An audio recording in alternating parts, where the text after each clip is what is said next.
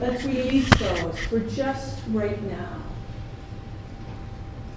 Send them into that air around you. And let the Spirit of the Divine hold on to them for a bit. And if you want them back when you leave, you know they'll be there.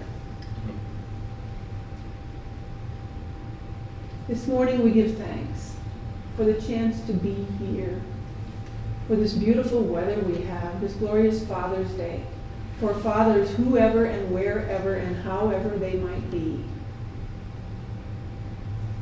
This morning we bring into our awareness the power of order.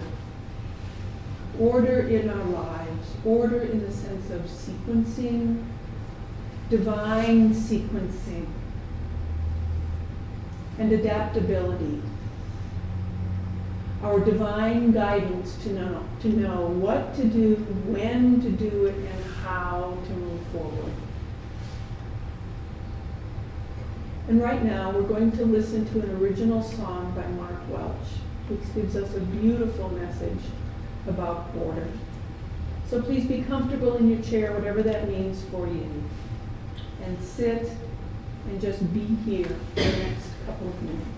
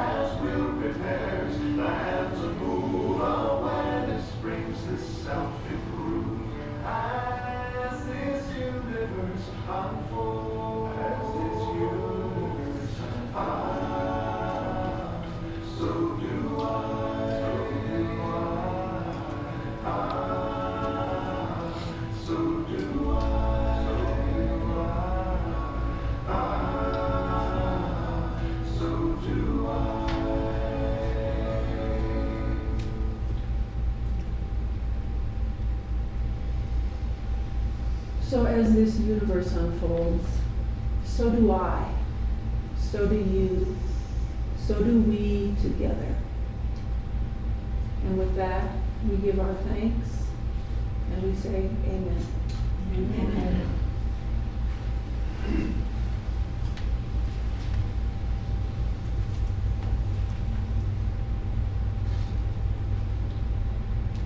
Divine sequence. First I turn it on, and then it works. So this morning, we're continuing to look at the 12 powers. And this is about power 8 or 9, the divine power of order. And in this sequence of functions or powers, we start with faith being the very first one. And we continue to build these 12 powers with things that are inside of us first. And then we move in the last of the 12 powers toward things that have more to do with manifestation, with putting these things on the ground. And order is one of those. Divine order, let us say. So in 1 Corinthians we have, but all things should be done decently and in order. Now, in order. When we add the word divine to that, it takes on a whole different dimension than if we simply think about doing things in sequence, step 1, step 2, step 3, step 4. Divine order is sometimes pretty mysterious, right? It's not as clear. But just to get us in this sense of order and sequencing, that looks a little funny, right? Right? When things are out of order, the order that we're used to, it's confusing. And sometimes in our lives, when we feel like we're out of sequence, out of order, it can be pretty confusing until we adjust and take a fresh look. Which if you adjust and take a fresh look, you can see the same numbers are here, they just run around in a different direction. Same here, right? Same letters, same words. But when it's not in the sequence or the order we're used to, it's very confusing. So, from Charles Fillmore we have, the divine idea of order is the idea of adjustment. And as this is established in our thoughts, our mind and affairs will be at one with the universal harmony. Just as with lots of Charles writing, this is loaded. Okay? Divine order as the idea of adjustment. Now, we just had a chance on those first 2 slides to do a little adjusting, right? To go, oh, it's the same clock. It's just a mirror image. And if I had to use that clock, I could read that clock. And if I had to read those words backwards, I could figure out what they were. So part of order here is adjusting, our adjusting to whatever is going on around us and in us, whatever's changing in us. I'm teaching a class right now using the book, How to Pray Without Talking to God. Okay? And we're playing with this, what we're used to in our prayers, what we're used to, how we're used to opening a prayer, and how do we do that differently when we're not talking to something out there. Okay? And in this adjusting to a different way of being in prayer, I think we're all really learning something. We're learning things from one another. We grappled with the question on Tuesday. If God is not a person and I am divine, why do I pray? There's a good question, right? We came up with lots of answers to that question. So adjustment is around us in many ways. The other thing we see here in this quote is that order is established in our thoughts, and then our mind and affairs will be at one. So just like all of these other powers we've talked about, it is first an inside job. It is first an inside job. Am I in order? Do I know what I'm about? Do I know what I'm sequencing in my life? Am I able to adjust to what's happening around me? Because if I'm not adjusting, how do I expect somebody else to do that? You've heard me say this before because it's been going on for several months. Our house remodel, rebuild. And the last week we've been working on our porch, which is an old-fashioned kind of Midwestern screen porch. And it's 50 feet kind of down one side, except it's a hexagonal house. So I decided not to put indoor-outdoor carpet back in there because every time the pollen comes, it just sits there in that carpet. So we're doing something a little different, advised by Home Depot. The window screen goes on the planks, and over the planks, we're putting a Restore, which is sort of a cement paint product, which is a really neat idea, and the jury's still out on how we like it. But one of the tasks then was cutting the window screen to fit the hexagonal shape, to fit the angled pieces of the porch, tacking the screen down right in place, rolling it on so as not to move it, right? So rolling it on rather gently, and just all of these details. Well, all three of us were out there Friday morning, and so Zoya and Shing became irritated with one another, and then I became irritated with them, and then we all needed a little period of adjustment, right? To kind of remember what we're doing and why we're why we're there, and it doesn't have to be that painful. And it was really interesting to be part of that, because somehow we did adjust, and it reached a crescendo, and all of a sudden everybody was in helping back, working with each other, and can I do this for you, and can I help you with that? It was really miraculous to be part of that. And one of the reasons I bring that up is divine order isn't always pretty.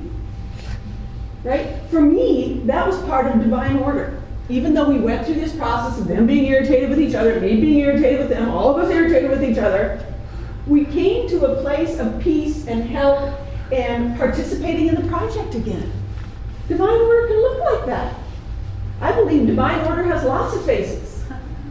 It's what we make it, right? It's what we do, how we adapt, what we do with what's happening around us. So first established in our thoughts, and then our mind and affairs will be at one with universal harmony. And unfortunately, this is not a linear job, right? You don't do it once and then everything's great, right? Divine order, it's just every moment, every hour, every day is a revisiting, a re-envisioning, a reacquainting with what is divine order in my life right now. And how do I put that together with what I'm doing outwardly?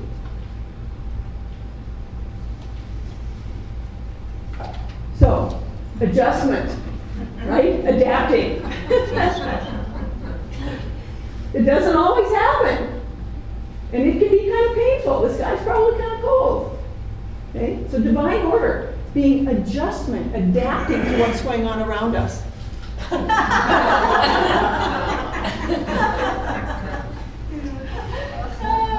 Do we ever feel like that in our lives?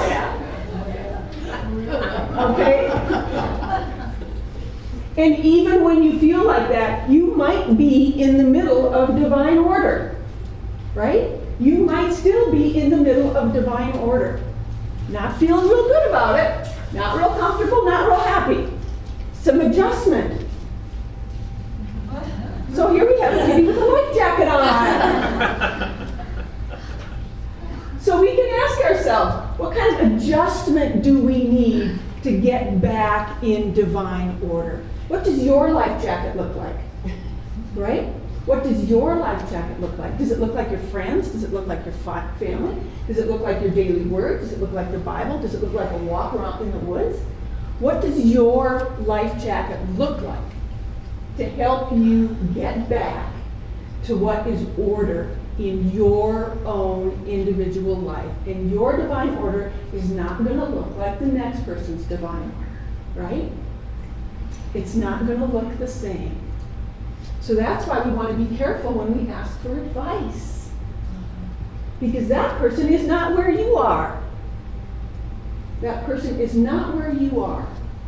And you tell me, when you tell a person about a situation in your life that you know you could use some assistance with, where do you really get that assistance as you're talking to your friend? Doesn't it, both answers, doesn't it usually wind up coming out of you?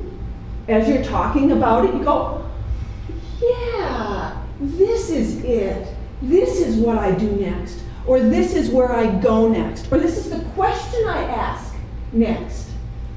And absolutely, Spirit speaking to us and through us as we find our own physical voice, and through that, our spiritual voice.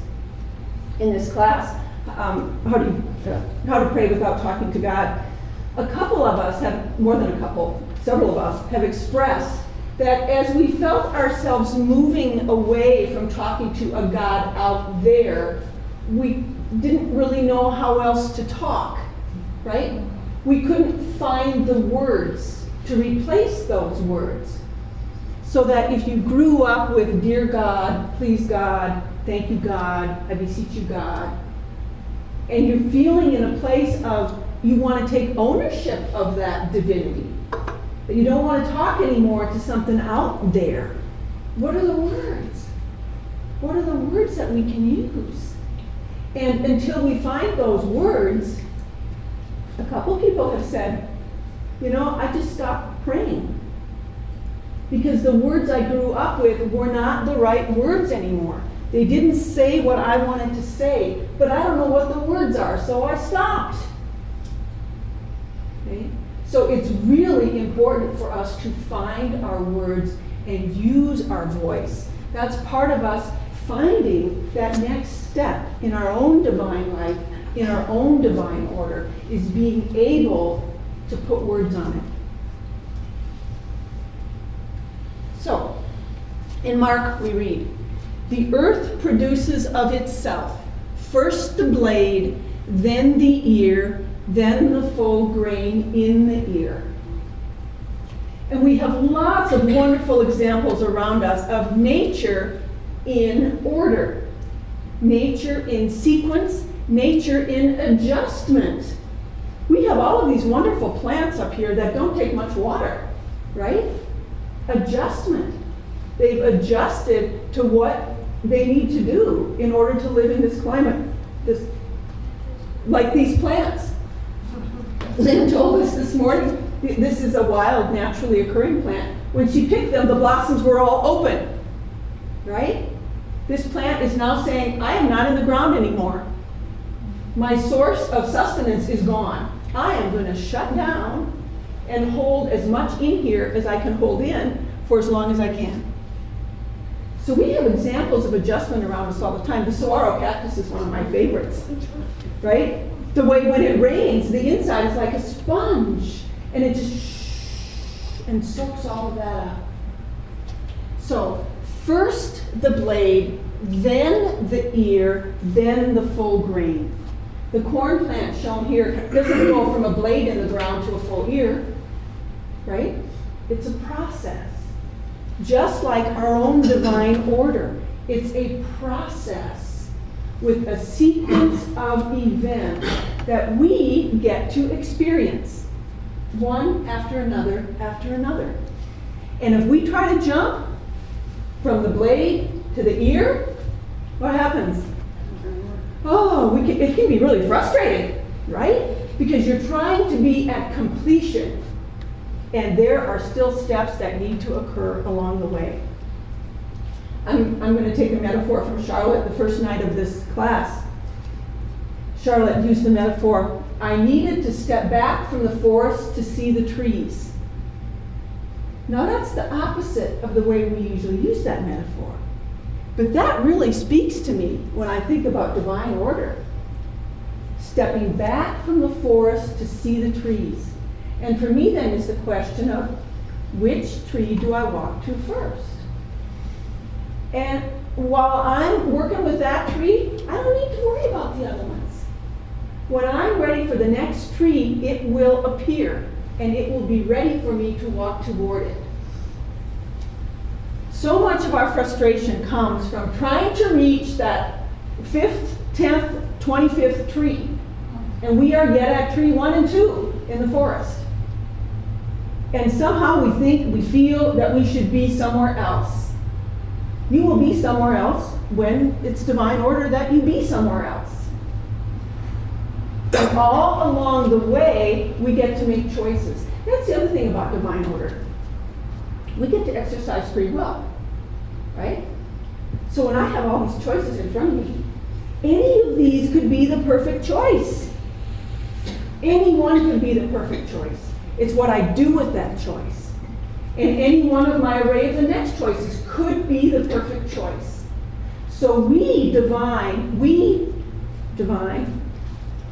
create our own divine order. There's not a divine order out there somewhere that says, Sheila, this is the divine order of your life, and you better find this path, or you're going to be messed up your whole life. Right? There is not a divine order like that. We co-create our own divine order, taking each step when we're ready to take that step with our own divine guidance.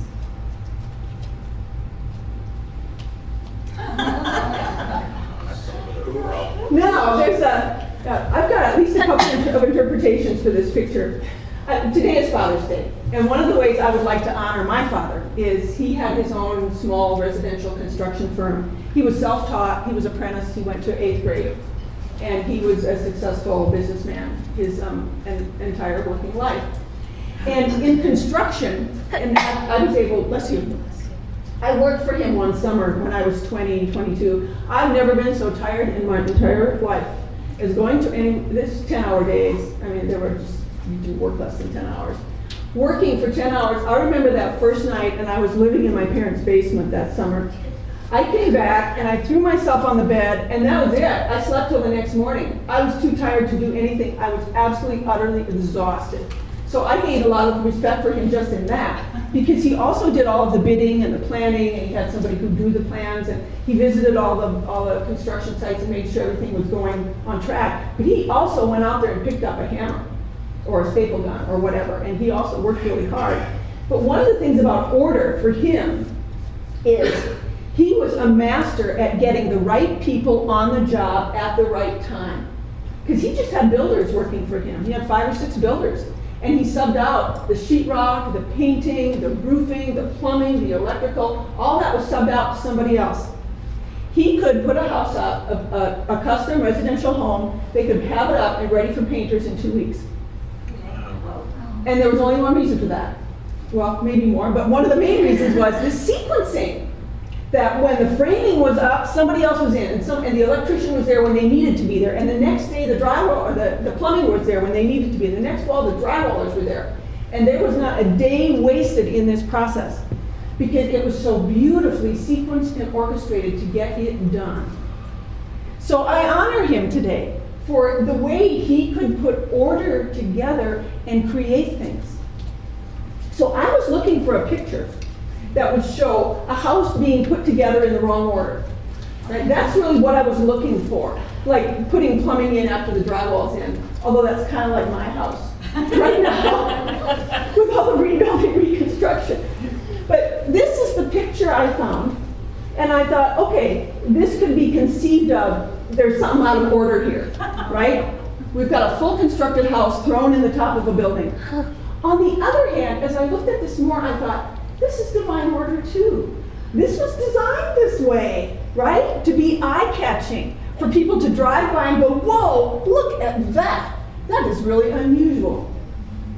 So while at first glance it looks really odd, this is also divine order, because somebody planned this and put this together and wanted it to look this way.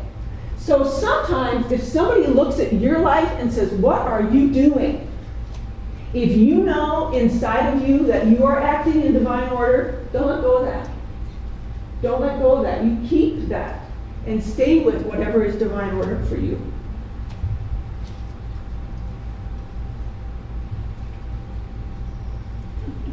So there's an example of divine order in nature, right?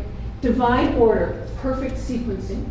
Now, the apostolic representation of divine order is one of the James. But James of Alphaeus, he was called James the Lesser. Now, how would you like to be called? Donna the Lesser, Lynnette the Lesser, right? But the message here about this James is he was very behind-the-scenes kind of guy. He didn't stand out himself. His job in the 12 disciples was to keep things together and moving smoothly. behind the scenes, underneath it all, to get things to happen. And we can think about that when we think of divine order. That's one of the ways that works. Oops. Now, order, Charles Fillmore also tells us that order is the key to growth. Okay? Order is the key to growth. Getting things in the right sequence. Otherwise, what happens? Confusion, frustration. Why am I doing this? I want to jump off this train. So the key to growth being divine order, doing things in sequence. And so this morning, as you leave, I invite you to consider divine order in your own life and how it relates to your growth, right? What areas are you growing in, and what is moving you in that direction, and what's your next step? And I also want to put in here Unity of Payson. Unity of Payson's growth, and what is divine order. Unity of Payson is our sponsor, and Reverend Mark Fisk was up about a month ago with a steering team meeting with them. And we were talking about what comes next here. We have to bring in our members, we need bylaws, we need to elect a board of directors, and it was one of those forced things. What comes next? What's the sequencing here? And one of the gifts Mark gave us that day was to help us with, here's your sequence. This is what you do first, you bring in your members. Next, you present your bylaws because your members vote on your bylaws. And your bylaws talk about how you're going to do elections.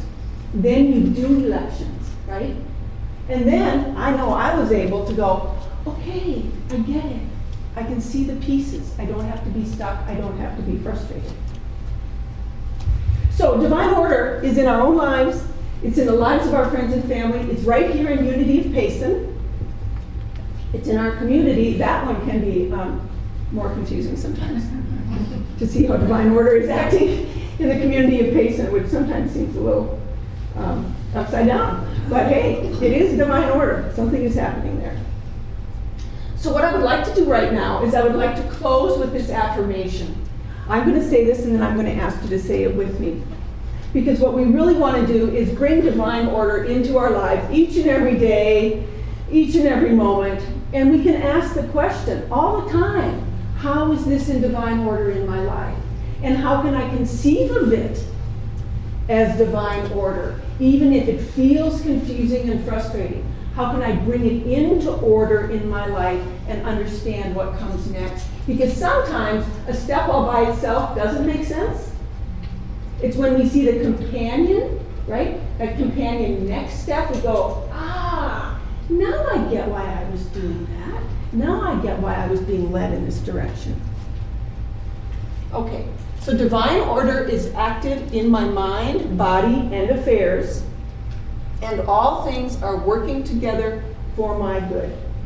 Okay, with me. Divine order is active in my mind, body, and affairs, and all things are working together for my good. Thank you.